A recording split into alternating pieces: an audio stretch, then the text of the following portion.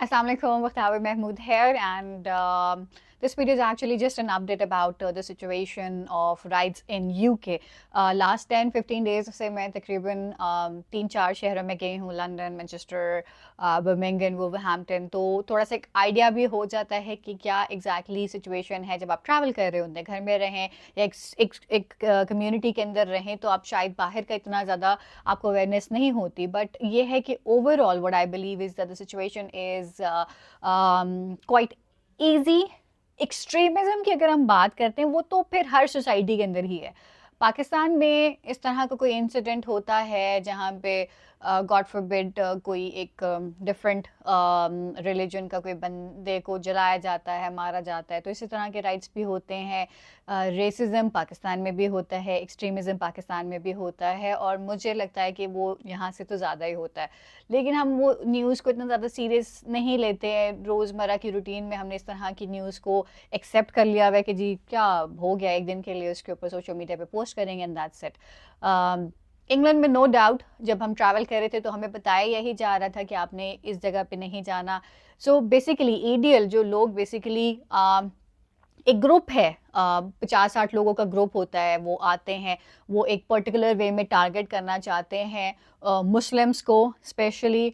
But ये है कि अगर पाकिस्तानियों की भी बात करें या फिर साउथ एशियंस इन जनरल, सो जिस तरह से पढ़ी लिखी आवाम पाकिस्तान में भी है, इसी तरह से ऑब्वियसली यहाँ है, यहाँ उनके परसेंटेज ज़्यादा, तो लेकिन अनपढ़ आवाम जिस तरह से पाकिस्तान में है तो यहाँ पे भी वो एग्जिस्ट करती है. और यहाँ पे जितने पढ़े लिखे लोग हैं वो इस तरह की चीज़ों को प्रमोट नहीं करते. दे वांट कि एक जो हम डिस्क्रिमिनेशन है, जो रेसिज्म है, इनटॉलरेंस है, इन चीज़ों को यहाँ पे थोड़ा सा सीरियसली लिया जाता है और अपने बच्चों को भी वही सिखाते हैं कि इस चीज़ को कंटिन्यू ना करें. बट अनफॉर्चुनेटली कुछ लोग हैं जो कि अभी भी अनपढ़ हैं, और मैं अनपढ़ इसलिए मेंशन करना चाह रही हूँ कि लोग ऐसे अज्यूम कर देंगे बाहर है तो जी उनकी अवेयरनेस है और वो सब चीज़ें.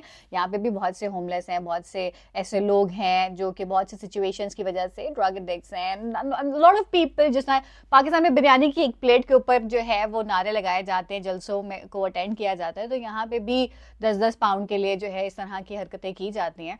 तो सीरियस लेने की बात मुझे नहीं लगता. It's still very safe to roam around. It's still very safe for the tourists to come. But ख्याल रखते हुए, थोड़ा सा अलर्ट रहते हुए आप बिल्कुल ट्रैवल कर सकते हो. हम पाकिस्तानियों का तो वैसे कोई डर नहीं लगता, लेकिन ये मैसेज मैं ज़्यादा इसलिए देना चाह रही थी कि अगर तो आप प्लान कर रहे हैं, आपके कोई इंपॉर्टेंट काम है यूके में, तो आप आ सकते हैं. इस इतनी बुरी सिचुएशन नहीं है अल्हम्दुलिल्लाह.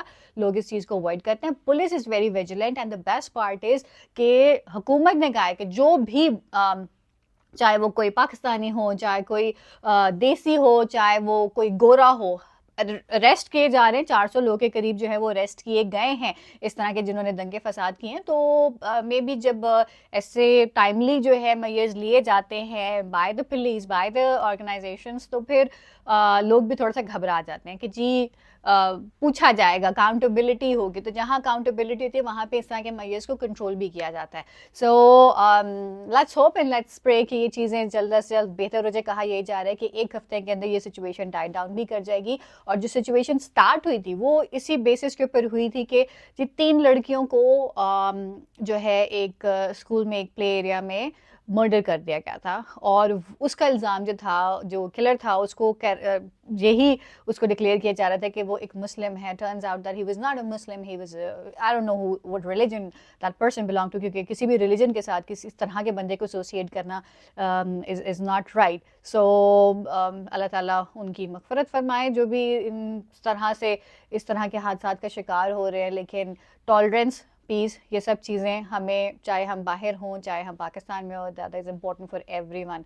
और अपने आसपास भी इसी तरह की टॉलरेंस आप भी पैदा करें ताकि आपके मुल्क के बारे में भी कोई इस तरह से ना बोले. अपना बहुत ख्याल रखें. Till then take care. Allah हाफिज़.